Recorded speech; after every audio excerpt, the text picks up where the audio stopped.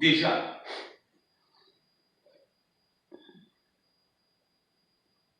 Mais la Bible dit aussi, on ne se moque pas de Dieu. Ce n'est pas parce qu'il est compatissant, ce n'est pas parce que son amour est surabondant, ce n'est pas parce qu'il nous aime, mais de manière incontestable, qu'on va se moquer de lui. On ne se moque pas de Dieu. Dieu ne tolère pas des rivaux. C'est pour cela qu'il est écrit, il est jaloux. Et les rivaux ici, ce sont les idoles qui nous empêchent de répondre à sa sainte convocation, comme nous avons lu dans la parabole des conviés. Imaginez un couple marié de chrétiens qui reste cloué au lit le dimanche matin sous prétexte qu'ils sont trop fatigués.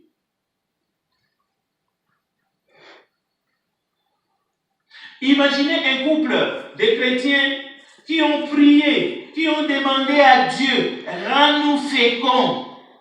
Une fois qu'ils sont bénis, ils trouvent l'excuse, l'enfant nous empêche de venir adorer. Imaginez un peu. La bénédiction qui t'empêche de venir répondre à la sainte convocation de Dieu. Imaginez, vous étiez chômeur au bien-être social. Vous avez demandé que l'Église prie pour vous, pour que vous puissiez trouver un travail. Une fois béni, et vous levez les poings, vous commencez à manifester en disant « Non, le travail m'empêche de venir répondre à la sainte convocation. » On ne se moque pas de Dieu. Dieu sait que ce n'est pas l'enfant. Dieu sait que ce n'est ni le travail. Dieu sait, et Dieu sait, Dieu nous connaît. La Bible dit, Jésus ne voulait pas qu'on lui dise ce qui était dans l'esprit. Il savait ce qui était dans l'homme. Il n'avait pas besoin. C'est écrit dans la Bible. Nous devons savoir cela.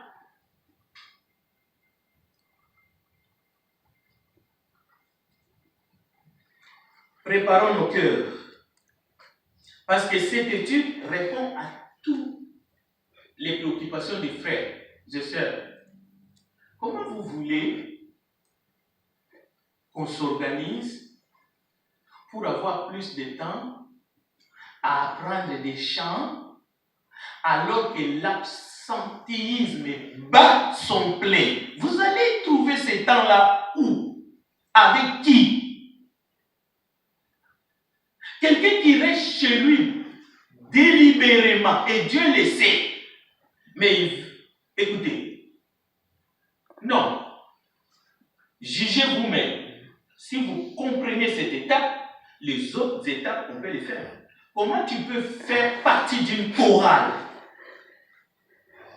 Mais tu n'as pas le temps pour la convocation de Dieu. Quand je dis le temps, c'est de manière résolue, régulièrement. Et vous voulez faire partie d'une... Parce que la chorale est beaucoup plus exigeante. Parce que la convocation de Dieu, le premier jour de la semaine, il n'y a personne qui a les registres. Personne ne viendra chez vous. Non, je n'aurai jamais une registre. Si quelqu'un vous a dit que j'aurai une liste d'appels pour marquer qui est venu le dimanche, même ceux qui ont enseigné, il vous ment. Dieu ne me l'autorise pas. Pourquoi je le ferai? Mais pour la chorale, les dirigeants ont le droit d'avoir un registre d'appels. Et même vous dire, vous n'allez pas chanter parce que vous n'étiez pas à la répétition. Un dirigeant, c'est un prédicateur aussi. On se comprend. Dieu sait ce qui se passe à l'intérieur de moi, mais aussi à l'extérieur, mon environnement. Les divertissements, c'est une stimulation aujourd'hui dans le monde. Chacun a la responsabilité de se préparer pour les cultes du dimanche matin et aussi pour participer à la table du Seigneur. Ça, c'est la responsabilité personnelle.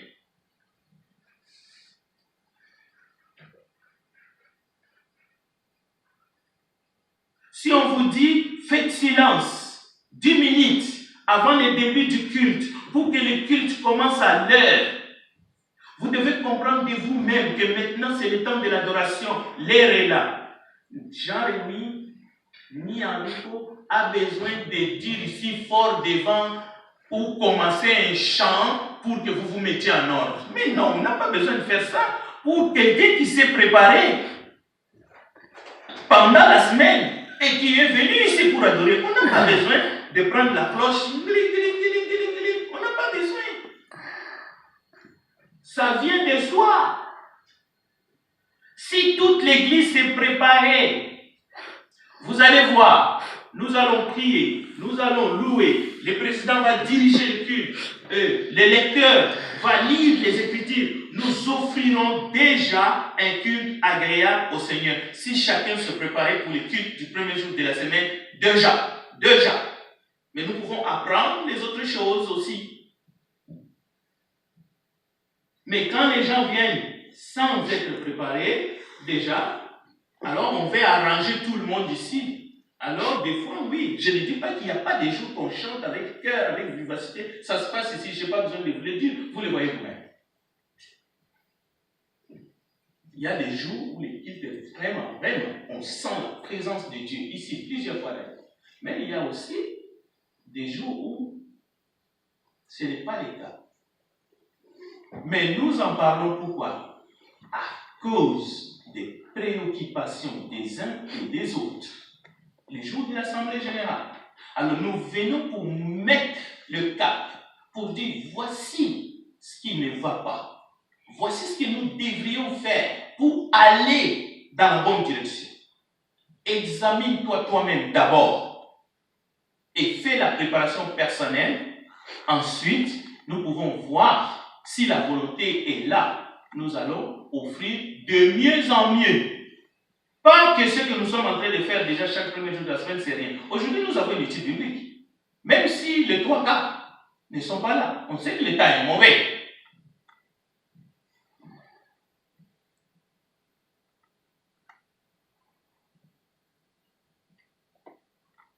Dans Actes chapitre 3, lors de la guérison d'un paralysé mendiant depuis sa naissance, Pierre montait au temple pour la prière à 3 heures de l'après-midi. Pourquoi on ne dit pas à 4 heures, à 5 heures? Il y a une précision. Dans la Bible, il y a la précision. Et nous avons aussi un problème ici. C'est le respect des temps. Nous ne pouvons pas nous améliorer si nous n'apprenons pas le B.A.K., le respect du temps. Pour commencer un service pour le Seigneur, commençons par là.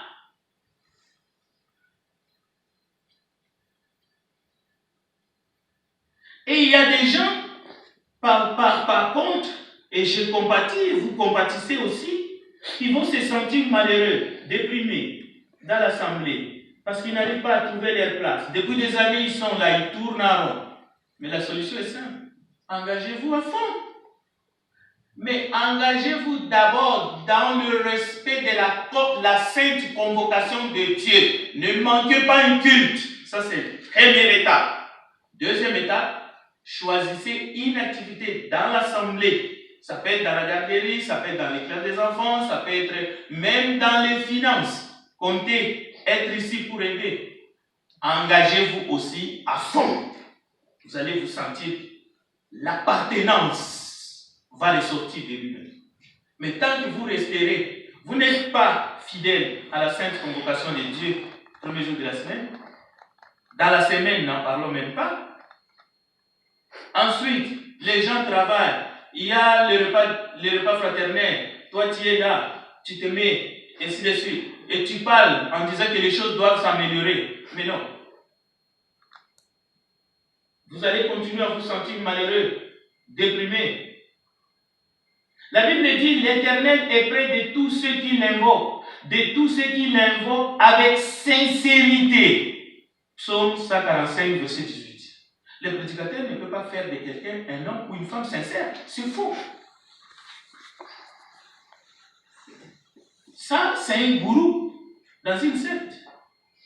Mais vous pouvez obéir à la parole que vous attendez pour être un homme, une femme fidèle, sincère. Mais la fidélité commence d'abord dans la sainte convocation.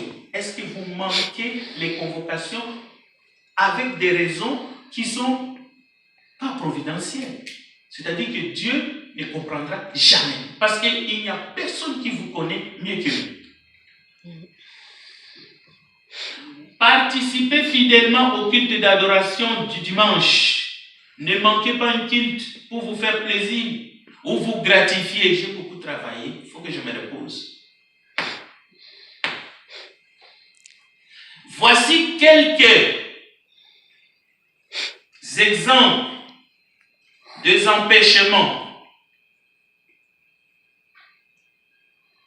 providentiels qui fera que vous pouvez manquer un culte le dimanche. Si vous êtes malade,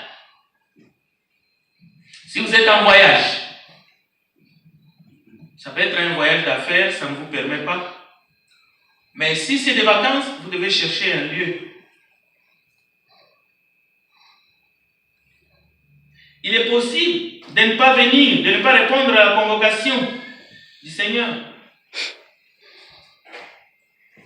Parce que vous êtes de service au pied d'une personne, croyante ou non, mais qui est malade, qui souffre. Ne planifiez jamais une activité fin de semaine.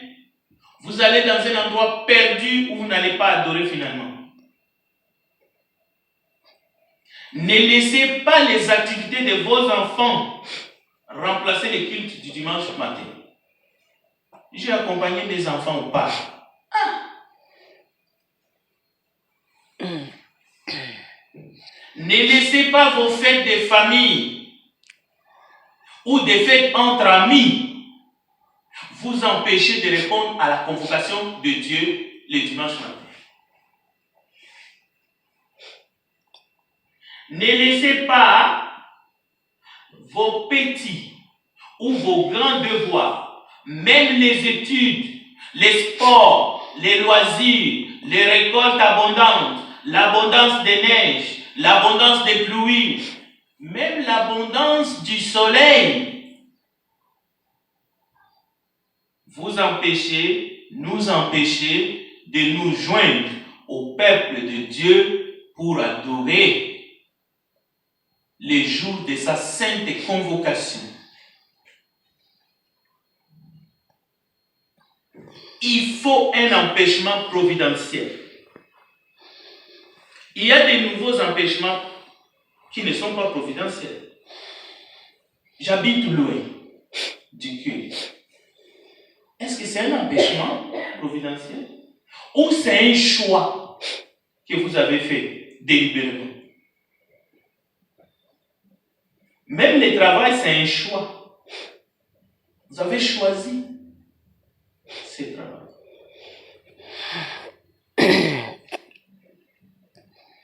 Mais aujourd'hui, je vis en Suisse et aux États-Unis, j'en ai vu. Quand il y a le football, les gens s'absentent pour regarder à la télé.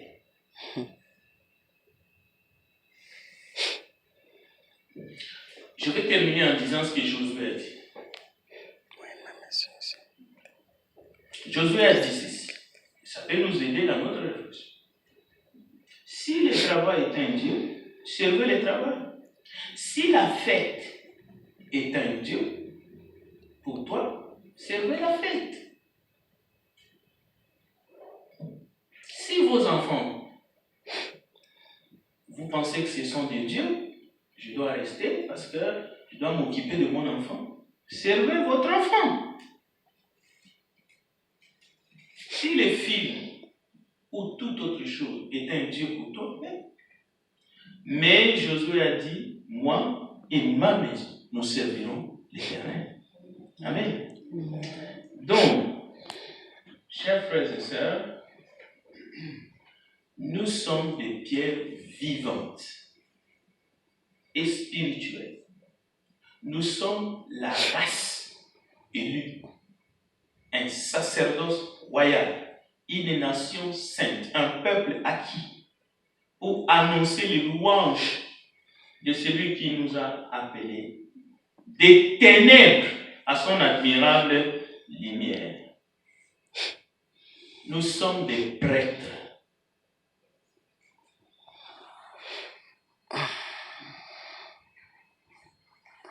La première soumission de tout enfant de Dieu, si vous êtes réellement enfant de Dieu, c'est de répondre à sa sainte convocation. Vous savez pourquoi? C'est le moment où le corps de Christ est visible sur cette terre. C'est un piège que l'ennemi a fait pour que nous nous soumettons aux idoles de ce monde pour ne pas répondre à la sainte convocation. Il y a des gens qui ne peuvent pas. Ce sont des gens qui sont en prison, ce sont des gens qui sont dans les hôpitaux, ce sont des gens qui n'ont pas la liberté. Et Jésus prend ces exemples. Paul, il est en prison, lui aussi, il a pris le même exemple. Il dit, je suis captif, mais la parole de Dieu, non. Jésus dit, j'étais malade, j'étais en prison, vous n'êtes pas venus me voir. Donc ceux qui sont malades, ceux qui sont en prison, nous devons aller vers eux pour leur donner ces paroles d'espérance. Mais maintenant, nous qui sommes libres, parce que nous avons été affranchis par le Christ. Donc, les débats, dès que je vous l'ai mis au début, j'ai entendu cela à l'Assemblée générale. Moi, je n'invente rien. Tous ces vœux pieux, ce sont des casseroles vides. Parce que nous ne pouvons pas atteindre cette dimension-là que nous voulons si nous ne bouchons pas tous les trous où peuvent passer les renards. C'est ça qui nous affaiblit au fait. Parce que Dieu nous a donné le Saint-Esprit, nous sommes des dons, Dieu a distribué ces dons-là comme il le veut, mais maintenant, l'organisation, tout seul, on sera comme des catholiques, on sera comme des protestants, on sera comme des baptistes, une des plus grandes églises aux États-Unis. L'organisation est là. Mais ce que Dieu nous demande, c'est d'abord l'obéissance. Un culte, c'est la soumission. L'islam veut dire soumission. Et nous, ce que Dieu nous demande, est-ce que sa convocation du premier jour, regardons les judaïsmes. Regardons le judaïsme. Dieu a marché avec eux. Les sabbats devaient être respectés. Pas respectés, il y a un problème. Pas avec les humains, mais avec Dieu. Et nous, c'est pareil. Jésus n'est pas ressuscité en vain.